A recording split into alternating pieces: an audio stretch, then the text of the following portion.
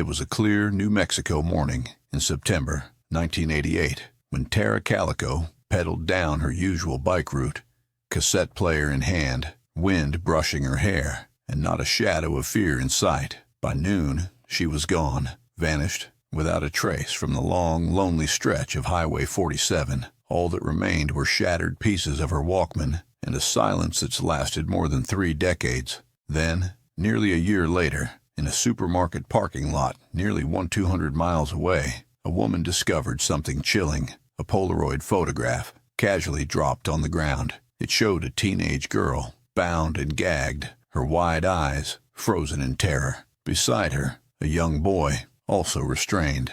Behind them, the bare interior of a van. The girl looked just like Tara. She even had the same scar on her leg, and in the photo, clutched between her feet, was the very book Tara had been reading when she disappeared.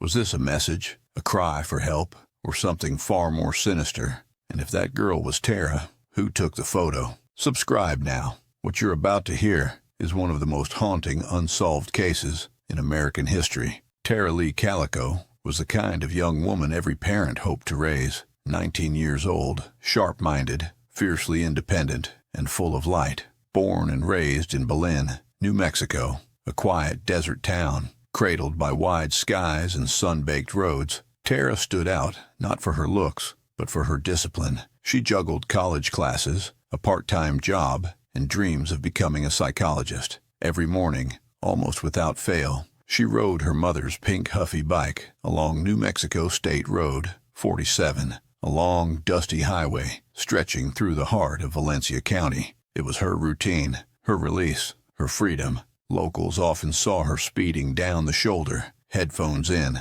lost in thought or music. She was known for her structure, never late, never reckless. Friends described her as witty, driven, and mature beyond her years. Her mother, Patty Dole, was especially close to her. They had a tradition, tennis at noon, right after her ride. September 20th, 1988, began like any other. Tara packed her Walkman, slid in a cassette of her favorite band, and told her mom she'd be back by lunch. She left the driveway with a wave, pedaling into the open road, as she always did. But this time, she wouldn't return. The town of Belen, nestled amid mesas and scattered ranch homes, would never be the same. A place where doors once stayed unlocked suddenly felt cloaked in suspicion. Something, or someone, had disrupted the silence. And as the hours turned to days, and then into decades, one question would remain frozen in time. How does a girl vanish without a single scream, a single witness, or a single clue? Except a photo no one can explain. Tuesday, September 20th, 1988. It was just after 9:30 in the morning when Tara Calico set out from her home in Belen, New Mexico, on her usual bike ride. The sun was already high, casting long shadows across the desert terrain. She wore a white t-shirt with green stripes, shorts, and tennis shoes. On her back, she carried a yellow Walkman, her cassette tape spinning with music, her escape from the world. Her route was familiar, south on Highway 47, a 2-lane stretch, flanked by barbed wire fences, dry brush, and long silences. It was a road she'd traveled countless times, often seen by neighbors and passing drivers. But something was different that day. Around 11:30 a.m., Tara's mother, Patty, grew uneasy. Tara had promised to be back by noon for their regular tennis game. By 12:05, worry set in. By 12:30, it turned to panic. Patty drove the route herself, scanning the shoulders, pulling over, calling out her daughter's name. There was no sign of Tara, no bike, nothing. By 1 p.m., she called the police. The initial search was swift. Deputies fanned out across State Road 47, questioning residents and scouring the area. Within hours, they found the first clue.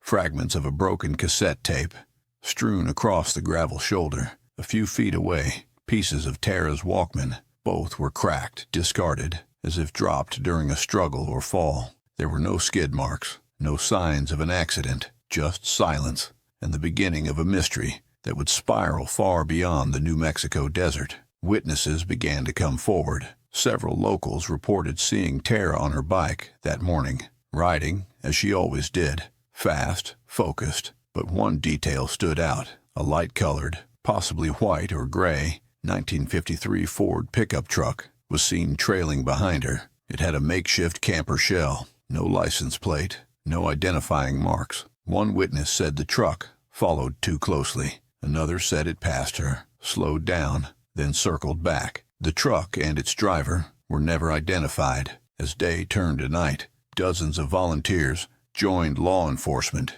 in searching ditches, fields, and abandoned buildings. Helicopters scanned from above, but there was nothing. No sign of the pink Huffy bike, no clothing, no tire tracks leading off the road. Tara had simply vanished. And yet, something about the scene felt staged. The tape fragments appeared too neatly placed, almost as if dropped deliberately. A breadcrumb trail, or a distraction. Still, without a body, without the bike, without witnesses to a struggle, the case teetered on the edge of impossibility. Investigators theorized she may have been abducted, pulled into a vehicle, forced off the road. But they had no evidence, no fingerprints, no physical trail. The community of Belen was shaken. Parents stopped letting their children roam freely. Teens no longer biked alone. The highway, once just another road, now felt like a threat. By the end of the week, the posters were up. Tara's face, smiling, confident, full of life, was plastered on walls, in shop windows, and broadcast on national TV. But no one came forward. No ransom demand, no sightings. Just a lingering image of a girl who disappeared under the wide desert sky, leaving behind a mother's heartbreak and a haunting silence. And then, 9 months later, came the photo. The investigation into Tara Calico's disappearance unfolded like a slow-burning mystery, full of leads, theories, and whispers that never quite became answers. At first, Valencia County investigators treated it as a possible runaway case, but anyone who knew Tara rejected that theory outright. She was responsible, goal-driven. She'd made plans that day, had school assignments due, and was excited about a date later that week. There were no signs of trouble at home. No reason to flee. By day 3, authorities declared it a likely abduction. So far, police had no leads, no motive, and no suspect. Yet the town wasn't sleeping easy. Flyers went national. The FBI was contacted. Local news stations ran stories daily, but every tip led nowhere. The white Ford pickup truck became a ghost, often mentioned, never found. No dealership records, no owner matches, no sightings in surrounding counties. Tara's mother, Patty Dool, took matters into her own hands. She spoke on television, organized community searches, and even marked Tara's daily bike route with signs. The pink Huffy, however, remained missing. To investigators, that bike was critical. If found, it could indicate where the abduction happened, or where someone tried to cover their tracks. Months passed. Then, June 15, 1989, Port St. Joe, Florida, 195 miles from Belen. A woman walked out of a convenience store and noticed something on the asphalt of the parking lot. A Polaroid photo, folded at the edge, slightly sun-faded. It showed 2 people, a teenage girl and a younger boy, lying side by side on a bed or floor. Both were bound at the wrists and ankles with duct tape, their mouths covered. Behind them, wood paneling, the kind you might see inside a van. The girl's expression was frozen, not in panic, but something quieter, a hollow gaze, eyes open wide. The boy looked younger, terrified. The woman turned the photo in to police. Authorities examined it closely. Word spread fast, and within days, someone made a chilling connection. The girl looked like Tara Calico. She had similar facial features, same hair color, even a faint scar on her leg, just like Tara's. And in the bottom corner of the frame, clutched between the girl's feet, was a paperback novel, My Sweet Audrina, by V.C. Andrews, the same book Tara had been reading when she disappeared. The photo was sent to Scotland Yard, the FBI, and Los Alamos National Laboratory. Scotland Yard's forensic imaging experts believed the girl was likely Tara. The FBI, however, disagreed. Their analysis was inconclusive. Los Alamos remained non-committal. No DNA could be extracted from the photo, no fingerprints. No one ever came forward to claim it. The mystery deepened with the identity of the boy. Some believed he resembled Michael Henley, a 9-year-old who had gone missing just months after Tara. during a camping trip in New Mexico's Zuni Mountains. His family also believed the resemblance was strong. For a brief moment, the two cases became linked. Two children from the same state, held together in an unknown van, possibly transported across the country. But in 1990, that theory collapsed. Michael Henley's remains were found by hikers in the Zuni Mountains near where he'd gone missing. Authorities concluded he died of exposure, likely lost, not kidnapped. So who was the boy in the photo? And more hauntingly, was the girl truly Tara? By now, 2 years had passed. Tips had gone cold. Witnesses had moved on. And without a body, police couldn't press charges. Still, the photo kept the case alive.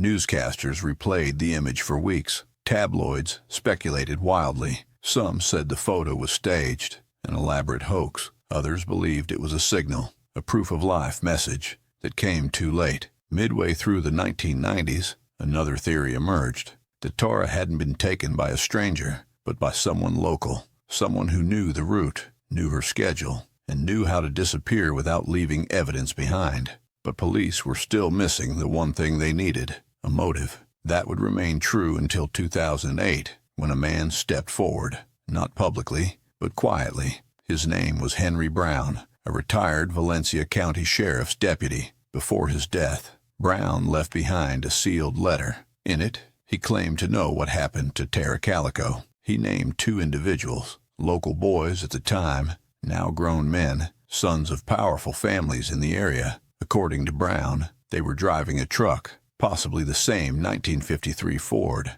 when they struck Tara by accident.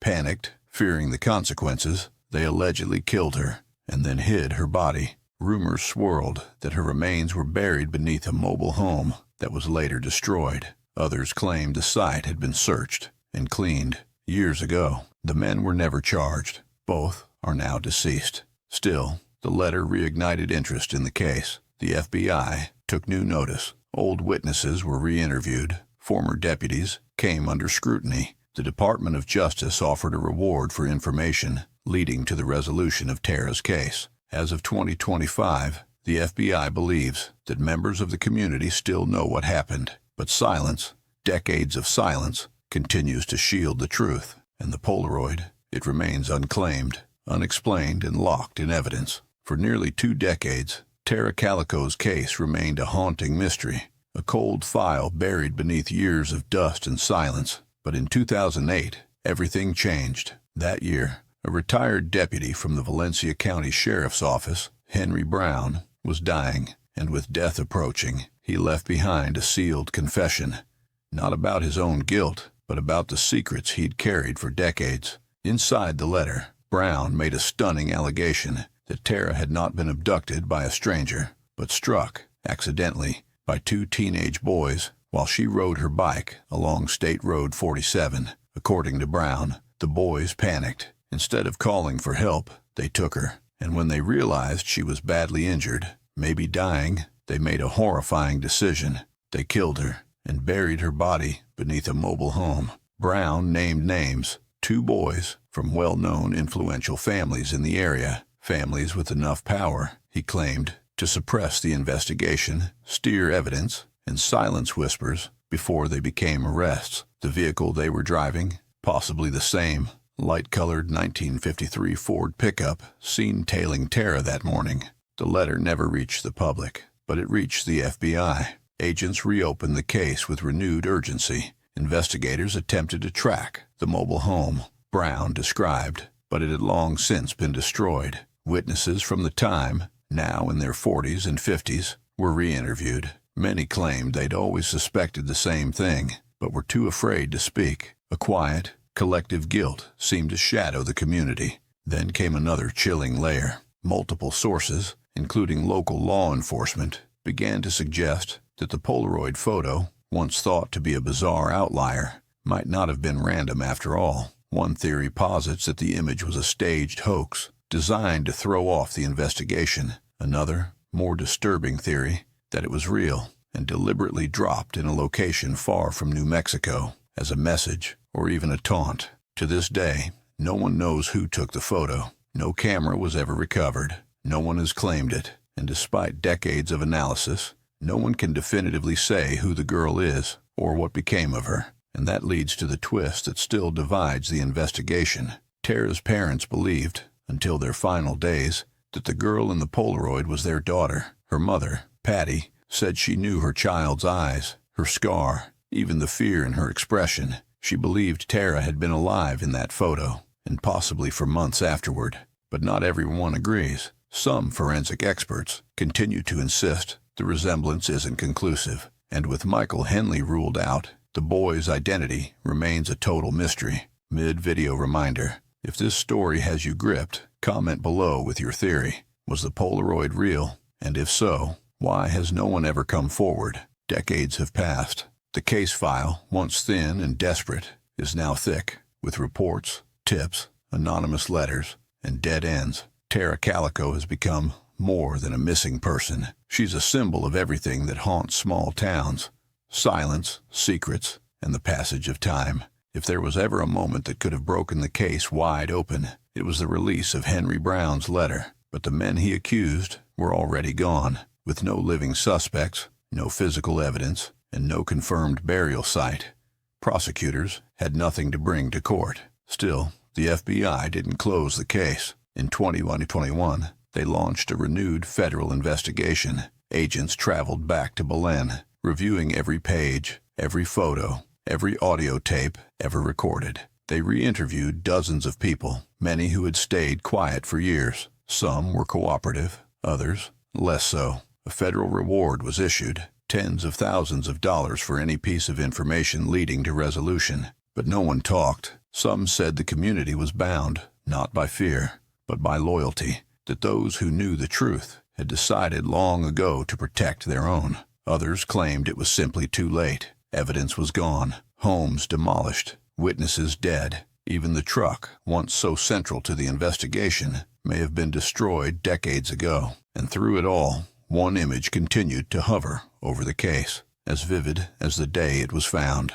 The Polaroid. That girl's wide eyes, staring from the back of a van. The book clutched between her feet. The resemblance so close, it gnawed at belief. But without confirmation, the photo remains what it's always been: a haunting possibility, a snapshot of terror without a name. As for Tara's mother, Patty, she never stopped searching. She printed flyers, gave interviews, fought to keep her daughter's story in the headlines. Before her passing in 2006, she made a simple request: that if anyone knew something, anything, they come forward. Because without answers, the ache never ended.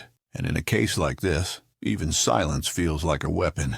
In the years following Tara Calico's disappearance, time did not bring healing. It brought waiting. Her family lived in a constant state of suspended grief, mourning without a body, hoping without answers. Her mother, Patty Dole, became the face of the search. She refused to let her daughter become another statistic. She organized search parties, met with law enforcement, and even appeared on national television pleading for help. Her fight never stopped, not even after doctors diagnosed her with cancer. She passed away in 2006, never knowing what happened to her daughter. Tara's stepfather, John Dole, carried the torch next, quiet, steady, and determined. He continued pressing investigators, pushing for federal involvement. In interviews, he spoke plainly. Someone knows what happened. They've just chosen not to tell. In Belen, the case became legend, whispered among families, taught in cautionary tales. A generation grew up knowing Tara's name, but never speaking it too loudly. Fear lingered, especially among those who suspected the truth might lie close to home. The state of New Mexico has kept the case active, but only in recent years did the federal government truly re-engage. The FBI's continued involvement has brought some hope, but without a confession or the recovery of Tara's remains, resolution remains just out of reach. Still, her name endures. In online forums, in true crime circles, on dusty bulletin boards and aging file cabinets across the Southwest. Her case is one of the most haunting examples of a small-town mystery that became a national obsession, not just because of the crime, but because of what came after. The silence, the photo, the possibility that justice was buried along with the truth. Some say Tara Calico's case will never be solved, that too much time has passed. Too many people have died, that the truth, if it was ever known, is buried with those who kept it. Others believe differently. They believe someone, somewhere, still holds the missing piece, a detail, a memory, a confession. They believe the photo was real, that Tora didn't die on that road, but lived, at least for a while, in a darkness no one could reach. In the end, one fact remains undeniable. A 19-year-old girl left her home for a bike ride and never came back. The road she vanished on still stretches through the New Mexico desert, quiet, endless, unchanged. And somewhere out there, the answer still waits. Some say justice was done. Others say the real story has never been told. Subscribe to the channel for more true crime documentaries like this. And if you believe in keeping cold cases alive, share Tara's story. Someone still knows the truth.